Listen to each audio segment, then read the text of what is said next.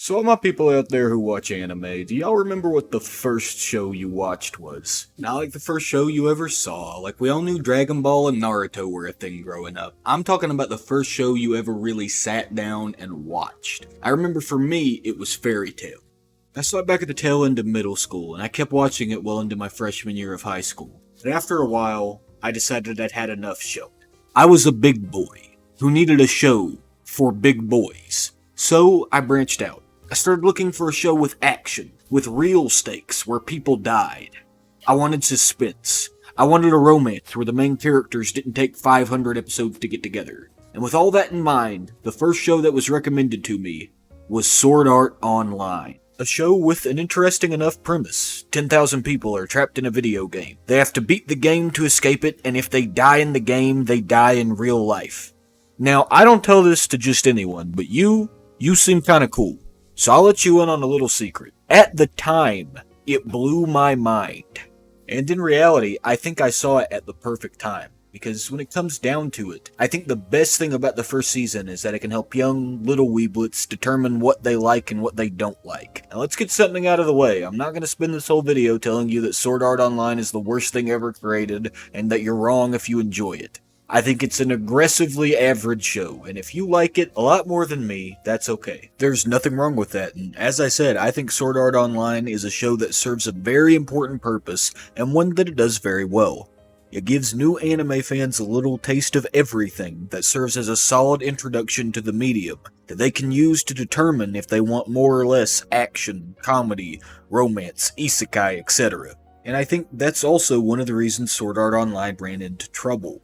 Because while some of them may have liked it, a lot of veteran weebs who picked it up saw it as something that fiddled around with a lot of cool ideas or plot points but didn't fully commit to any of them. But to my fellow new kids and casuals, it was the perfect sampler, and we thought, "This some serious gourmet shit." The issue arose when those of us who cut our teeth on Sword Art Online started to branch out. I know for me, Sword Art Online fell out of my high praises for two reasons. Number one, as I watched more and more anime, I found shows that did things it did but better. And more often than not, this was because they committed to the idea of being one or two things instead of trying to be everything. Cowboy Bebop is a space western. Toradora is a rom-com. Death Note is a thriller. Each of these shows does their own thing instead of trying to cater to as many audiences as possible, and this allows them to be more entertaining because there's no juggling or switching hats. They are what they are, and they don't try to be anything they don't need to be. This makes the narrative feel engaging and concise. Sword Art Online lacks an identity as a show because it tries to have that little bit of everything, leaving the whole first season feeling like it's a sufficient appetizer, but never the main course. Which brings me to my second and more substantial complaint. The quality. Sword Art Online is, in my opinion, okay. But it is just that. Okay. The story's nothing groundbreaking, the characters aren't the crew of the Bebop or the Dwayne Gang. At times it's fun and it's exciting, and at others it's infuriating to watch. The series has the potential to be something amazing, but it falls short so many times. And like a lot of the other shows I once adored, it lost its luster. It couldn't compete with the New Blood that I was watching or the series that had stood the test of time. But most importantly, with the help of a few other shows, it turned me off of the isekai genre entirely. And for those non-anime fans who somehow made it this far into the video, first of all, thank you. Second of all, isekai is a term used to refer to a work in which the main character is removed from their own world and placed into another. And so that was the end of my relationship with Sword Art Online for a good while. I skipped the second season, and the movie, and third season, and so on and so forth. As well as every other isekai that I came across up until this year, when that all changed. But before I can address the things I love, I must discuss that with which I am not angry, merely disappointed. So, dear viewer, I invite you, join me, and let's set out on this little adventure together. To briefly touch on the setting, the first part of Sword Art Online takes place in a virtual world called Einfrad. This large floating structure comprised of 100 floors. Each of the floors has a somewhat different geography as well as a boss that must be defeated in order to progress to the next floor. But the floors and other locations generally find themselves taking a back seat to other story elements, which is unfortunate because of how interesting the setting has the potential to be, but we never get to take our time. There are very few recurring locations that stick with the viewer, and the floors aren't fleshed out despite their inherent ability to create unique situations for Kirito and the girlfriend of the episode to explore. Player-ran guilds and shops are mentioned or briefly interacted with, but outside of that, the world can feel empty. Sure, there are monsters, other players, and cool-looking areas, but we don't really get the chance to identify with most of them. To make matters even worse, it commits the worst sin a fantasy world can possibly commit. It's bland. There's nothing that's unique or even charmingly vanilla about it. It lacks any sort of nuance that would make the viewer care about the setting. A fantasy world can be interesting and can be done well without the races or the systems that the reader expects, but it needs to have something to grab the viewer's attention and draw them into the setting. And with Sword Art, I believe that was supposed to be the whole you die in the game, you die in real life premise, but that also falls flat. Within the first few episodes, we know that Kirito is an unkillable lion amongst sheep who just wins not because he outwits his opponent or outplays them, but because that's what the story says should happen. Though I suppose I'm getting a little ahead of myself. To finish my thoughts on the setting, the author sets up Aincrad with the potential to be a genuinely interesting setting that lasts for hundreds of episodes and then speedruns it to get to big titty fairy girl shenanigans. And that is the recurring theme with my criticism of Sword Art Online, wasted potential. And nothing exemplifies this more than the main character. Kazuto Kirigaya, better known by his screen name Kirito, is a video game enthusiast who lost his parents to an accident at a young age. He isn't the best with words, loves computers, and is very excited for designer Akihiko Kayaba's new VR game, Sword Art Online. The first video game to use a special headset called Nerve Gear that will allow the wearer to essentially transport their consciousness into their in-game avatar, and he was one of the few people that were able to beta test the game before its full release. Unfortunately for Kirito and the 10,000 other players active during the game's launch, Akihiko Kaiba makes a special appearance and declares that every player is now trapped in Aincrad. The rules are simple. If anyone tries to remove their nerve gear, the headset will fry their brain, killing them. If they die in the game, they die in real life, and all living players will be allowed to leave once someone defeats the final boss on the 100th floor. Again, this concept is so much fun that it pains me to see how lackluster the show turned out to be, but I digress. Because now it's time for the part that I've been looking forward to, Kirito's character. Because man, oh man, do I hate this character. At the beginning of SAO, Kirito's a pretty average teenager. Outside of his tragic anime backstory and his absurd talent with computers, he's a fairly relatable fellow. And at first, the audience can sympathize with the situation that he's in. He just wanted to play a video game and he found himself locked in some twisted death game with no easy way to escape. He may not have been any sort of groundbreaking main character, but at least the audience could root for the poor guy. Until that's immediately thrown out the window in the second episode.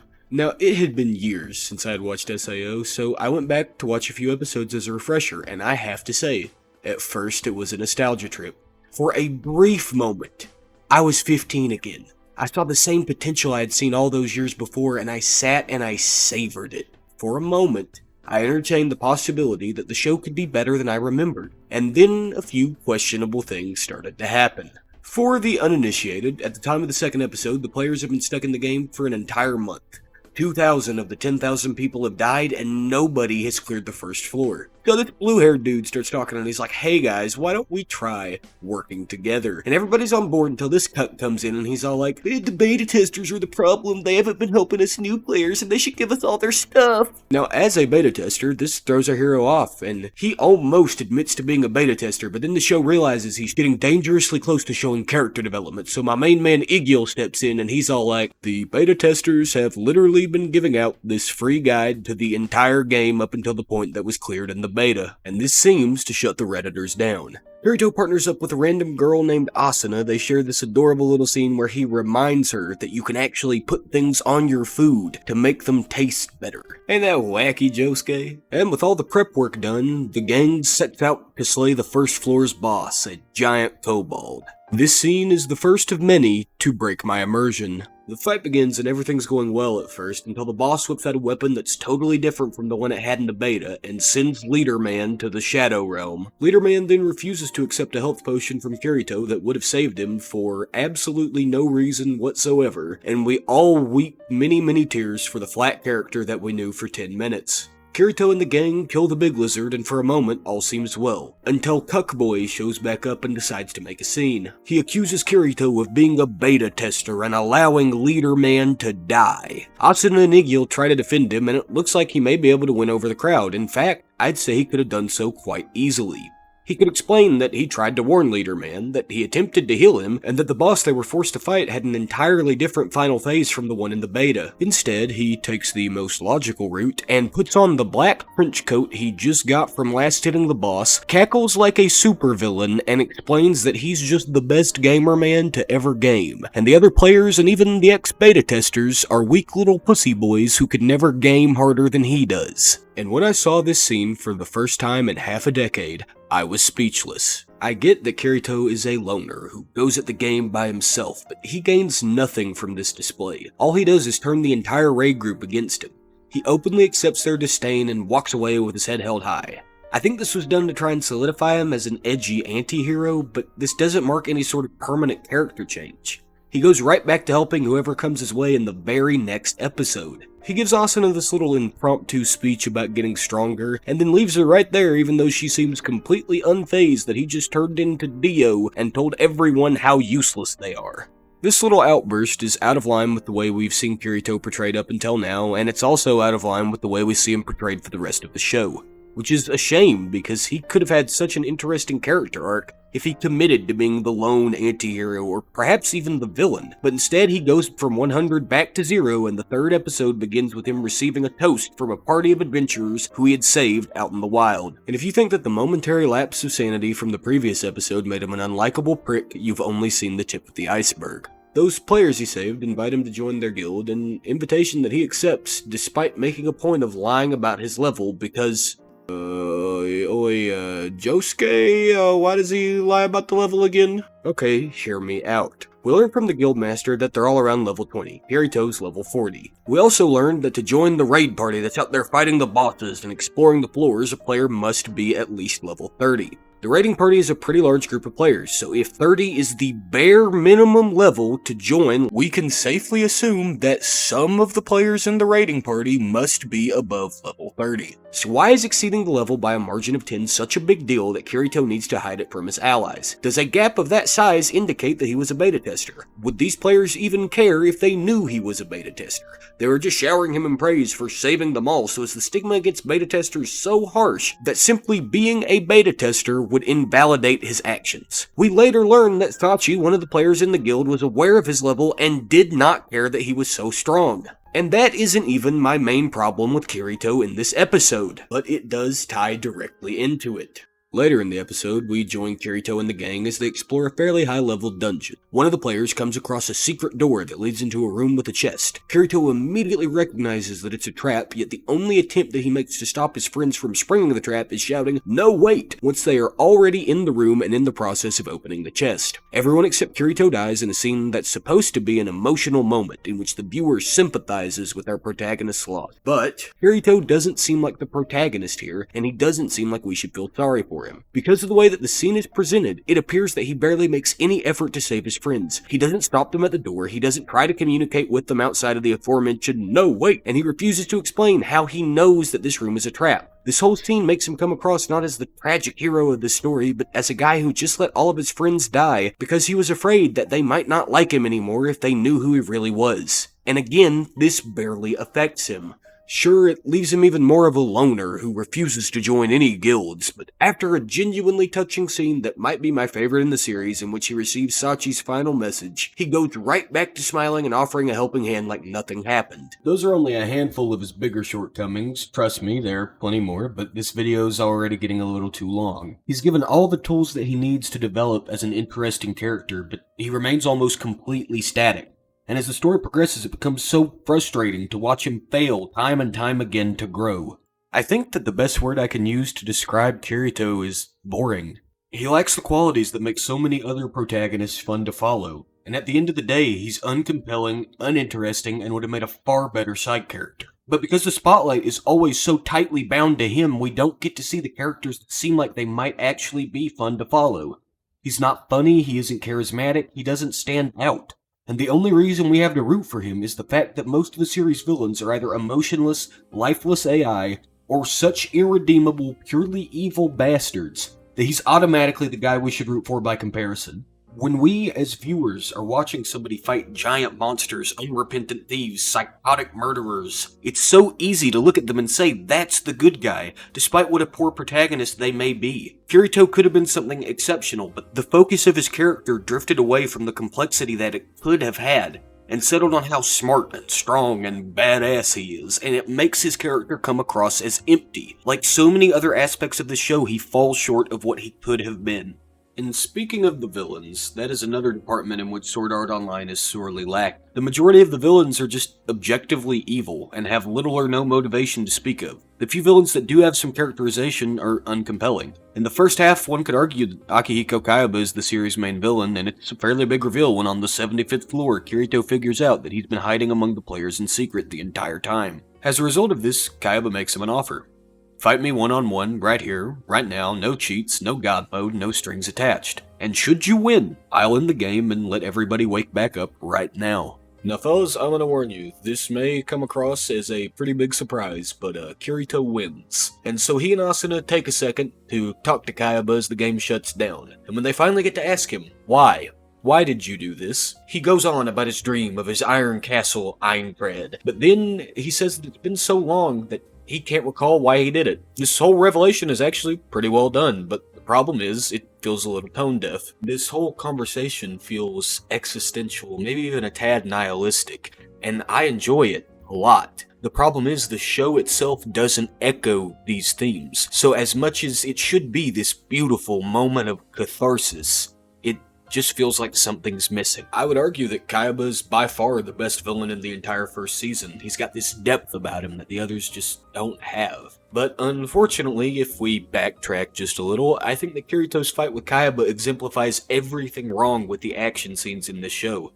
When Kayaba offers Kirito the chance to 1v1 him, he uses his admin commands to paralyze everyone in the room. They go at each other for a little bit, and when Kirito finally looks like he's been outmatched and Kayaba's sword is closing in on him, Asuna, who is laying on the ground, paralyzed, 25 to 50 feet away, lunges between them with all the speed and grace of Muhammad Avdol tackling Jean-Pierre Polnareff, and takes the slash, dying in exactly one hit. Kirito picks up a rapier and tries to continue fighting, and to be fair, I love that he uses her sword here, but shortly after his wife, our hero meets a similar end.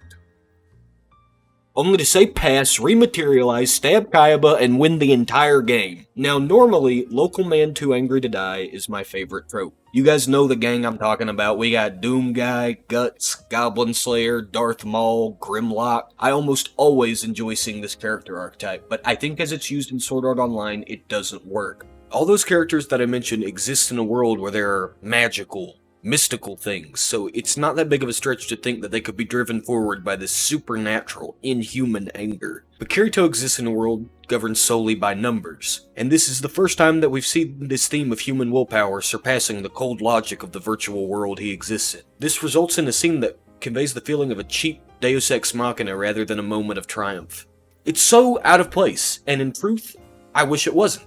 Now, there is one more villain that I would like to talk about, but before we get to this troglodyte, we need to talk about the show's real victim. Not everybody who got shafted out of being a main character, not the high schoolers that died in the third episode, and not even our sad boy protagonist himself, are as mistreated as one poor, undeserving character that is quite possibly the worst handled aspect of the entire show: Asuna. Now, I don't necessarily have a problem with Asuna's character. She's generic, but she's unoffensive. She's just a good girl. She's caring, straightforward. She kicks ass at cooking. She's the kind of girl that you bring home to mom and dad, but she's still a badass in her own right. From the time we were first introduced to her, she's a prodigy with a sword, instrumental in defeating the first boss, and is well respected among the other players. Unfortunately, this is where we encounter a double-edged sword. Kirito's relationship with most people is fairly shallow. Klein, Igiel, Lisbeth, Silica. These characters are rather unimportant in the grand scheme of things, but one of the things the show does well enough to hold my attention is Kirito's relationship with Asuna. I would say, as vanilla as it is, the relationship the two of them have formed the show's biggest redeeming quality. It's pretty much your typical high school romance, but to be fair, they're high schoolers, so it checks out. I think it could have been exceptional if it explored a few deeper ideas regarding their situation, such as how desperate circumstances can cause people to come together and find comfort in each other, but it gets the job done.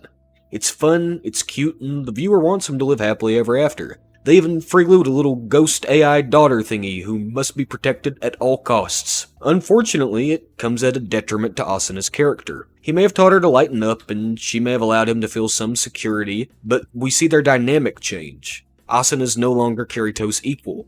She's his dependent. In the very episode the two of them decide to get together, she saves him, goes absolutely berserk on this asshole, and then immediately goofs up the whole situation and causes him to have to save her. She has a moment or two going forward, and their relationship remains cute and enjoyable, but Asuna never returns to the height we once saw her at. For the rest of the season, at her best she's an endearing but generic love interest, and at her worst she's reduced to a plot device. And now that I brought that up, I suppose I can dance around it no longer. As much as it pains me, let's play Alfheim Online. Now you may recall that earlier I mentioned Aincrad being wasted, rushed through and ended early by Kirito's duel with Akihiko Kaiba, and there is a reason for that. The Aincrad arc ends with Kirito waking up, taking off his nerve gear, and limping down the hallway to go and find Asuna. And if I'm being entirely honest with you, if this was where the show ended, I probably wouldn't be making this video. I would have slapped the show with a 7 out of 10 on my anime list and said it was a pretty good time, and that would have been that. Now, as the ladies and gentlemen of the jury can plainly see, that was not that. One of my biggest pet peeves in storytelling is simply when a story refuses to end. When the plot points have been exhausted, the main conflict has been resolved, there's no setup for a continued story, there may have even been a satisfying ending, but the work in question refuses to acknowledge this and keeps going, with generally catastrophic effects to the quality of the work. This isn't always the case. Sometimes we can tastefully continue a series that has effectively tied up all its loose ends, and sometimes a well-made sequel can even outshine the original. Neither is inherently bad. But the problem occurs when there is genuinely no more interesting story to tell, and the new plot points being explored are not up to snuff with the original. The second arc of Sword Art Online, the Alfheim Online arc, is a shining example of the latter. We meet back up with our teenage Guts ripoff a few months after he and Asuna defeated Kaiba and saved the 6,000 players still trapped in the game. The problem is, some of the players didn't wake up, and our female lead is among them. And at first, you might think, well, okay, this could be a pretty good point to continue the series on. And then we're introduced to this rat, Nobuyuki Sugo, the self-proclaimed rival of Akihiko Kaiba and the top dog of the new MMO Alfheim Online. More importantly, he is a childhood friend of Asuna and the man that her wealthy father insists that she marry, although Asuna's never been keen on the idea. To make matters even worse, Asuna's father's decided that since she hasn't woken up, this asshole she never really liked might as well be able to marry her unconscious body. I wonder why Asuna hasn't woken up yet. This whole progression feels forced and entirely unneeded. This character isn't mentioned during the show's entire run up until this point, and his abrupt introduction and the problems he causes only spit in the face of what would have been a satisfying conclusion. But I don't want to get ahead of myself with my disdain for this character. In reaction to this, Kirito decides to dive into Alfheim Online, after learning that a figure who fits Asuna's description has been spotted near the top of the game's world tree. Now, I'm gonna be real with you. This arc feels like 90% filler, so I'm gonna run through it at the speed of fast. Kirito puts on his best Guts cosplay and meets up with his adoptive sister Sugu, who wants to jump his bones because anime was a mistake. It takes them entirely too long to figure out who they are and that this subhuman is the one holding his e-girl hostage. They do a whole lot of nothing for at least 7 episodes, and I gotta say, this show isn't even a harem yet, and I still think it's the reason I hate the harem genre. Sugo, whose name sounds way too much like Sugu, continues to creep on Asuna, and we discover in a shocking twist that he is indeed responsible for the 300 players who have yet to wake up, and he's essentially torturing them to study how they respond. Sugu accepts that her brother does not want to rail her, convinces her number one simp and his friends to help them out, and 10-ish episodes after this unnecessary continuation began, we're off to save Asuna before Rapey McBastard can put a ring on her. They defeat the minions with the power of spinning and friendship, but mostly spinning, and at long last, our leads are finally reunited. But of course, we can't have our happy ending without that climactic final showdown, as Sugo uses unreleased magic to pin both of our heroes to the ground, and proceeds to inform them that he's gonna use his 300 kidnapping victims to brainwash people, become a god, and of course our protagonist never really stood a chance. They go back and forth for a second until Sugo remembers that he is a completely evil character with no redeeming or humanizing qualities whatsoever, and decides to reenact a scene from Berserk. And I know I've compared this show to Berserk several times, and so many other people have done the same, but I think this entire scene speaks for itself. I'm not saying there's anything wrong with drawing inspiration, especially from a work as prolific as Berserk. Some of my favorite shows do just that. It's like JoJo or Dragon Ball for dark fantasy, but at this point I think it's getting a little ridiculous. As Sugo continues his villain tangent and decides that he might as well add sexual assault to the list of reasons he is the most neutral of evils, Kirito vows to kill him and then immediately disassociates to lament the position that he and his e-girl are currently in. And as we reach the show's lowest point, Akihiko Kayaba, who is now some kind of ghost in the machine, appears to Kirito and is all like, "Dude, remember? The rules don't apply to you." And with that reminder that he is indeed the main character, Kirito again ignores the rules of the game, uses Kayaba's login that still works for some reason, and sends Sugo's avatar to the Shadow Realm.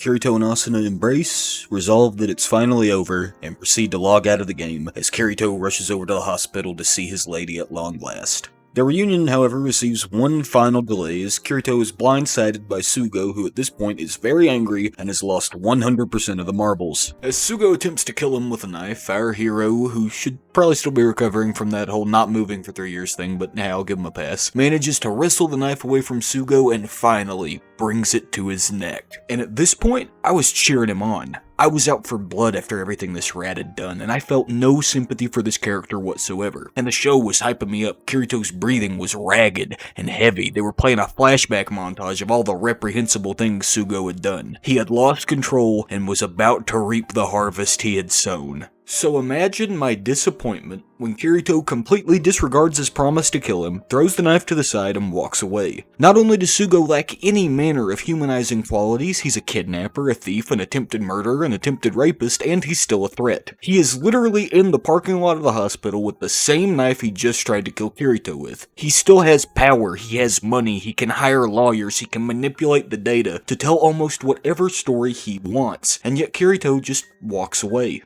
As an author, you can let the bad guy live. You can even give them a redemption arc. But the first hurdle you have to overcome is convincing the audience that they deserve to live. Make them beg, make them show remorse. Make an attempt to humanize them. If you ask me, the gold standard for this type of redemption arc is IDW's Megatron. For the whole run of the comic, this Robo-Man is an evil bastard who commits various atrocities that, much like Sugo, make the reader oppose him. But later into the story, when he's forced to face his actions, we start to see him humanized. We see his backstory, his motivations. The audience and the character of Megatron realize through his suffering that he is no longer this brilliant young idealist, and instead he has become a perversion of his own outlook. It's a very emotional chain of events in which his character makes a dynamic shift. Aware of his actions, he sets out to make amends, forging bonds with his former enemies, aiding in their cause and submitting himself to judgment for his actions. This lowers the audience's metaphorical pitchforks. There's a certain internal conflict for the reader, where we don't know if we want him to live or die, and so when Optimus Prime chooses to spare him, the reader can share in Prime's cautious optimism. By putting in the effort of fleshing out this villain, James Roberts crafts a character arc so compelling that when it comes full circle and he takes up the mantle of protagonist, it's a moment of triumph that I'm gonna be telling my grandkids about. Let's compare that to Sugo. For him, they play back a scene of him molesting the female lead as his fate is being decided. This really makes the audience say, "Oh, I hope Kirito doesn't kill this poor man."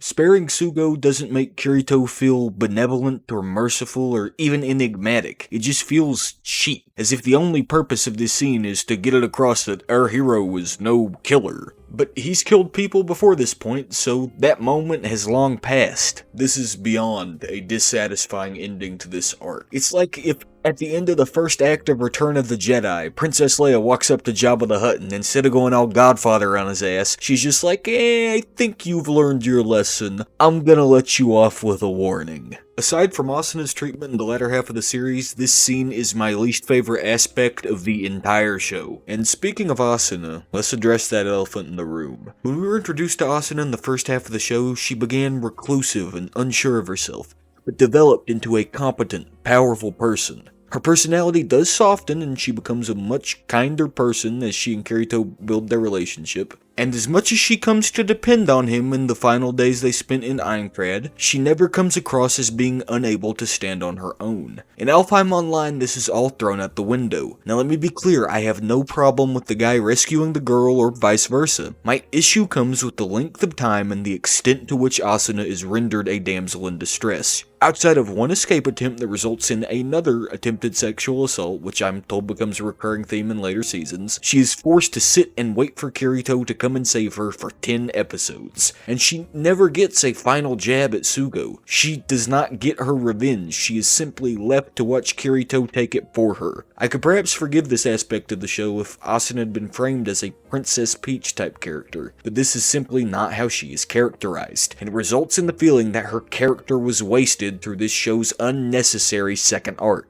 And now, here we are. After Kirito and Asuna are reunited, we get somewhat of a wrap-up. Our heroes come together one final time, the sequel is baited. Sugu decides that she is still into her brother, cousin, or whatever in a scene so infuriating, I'm still mad about it 6 years later. And the show ends 11 episodes after it should have. So where does that leave us? As I said at the beginning of the video, I loved Sword Art Online when I first saw it, but as I consumed more media, I painted a clearer picture of what the show looked like through a critical eye. At present, I can't really recommend anyone outside of new anime fans watch the show in its entirety. The first arc may be enjoyable, but the second arc drags down an already average show. If you do have some degree of morbid curiosity regarding the show, then I offer my most genuine recommendation to only watch the first 14 episodes. This will allow you to view the best part of the show and end things on a satisfying note before you have to suffer through the latter half of the show. I've been both encouraged and discouraged from watching the following 3 seasons, and if I ever get around to it, that opinion may change. But as it stands, that is my suggestion. To wrap things up, I'll say this. As Sword Art Online and others fell from my good graces, I drew a conclusion. I don't like any of the isekai I've seen, so the entire genre must not be for me. This was an opinion I held until January of 2020, when on the highest recommendation from a trusted friend, I watched Konosuba, and it was fantastic. I loved every second I spent watching it, but after I finished it, I thought to myself, well, that was an isekai, and I certainly enjoyed it. Sure, defying tropes might be one of Konosuba's things, but if I was wrong about one isekai, could I have been wrong about the entire genre? And so I searched for a second show to try and get a second opinion of sorts, which led me to watch The Rising of the Shield Hero, which is ultimately what prompted me to make this video. I'll leave it at that for now, because I'll be making a continuation of sorts rather soon, so please subscribe if you'd like to see that. Until then, thank you for watching. Peace.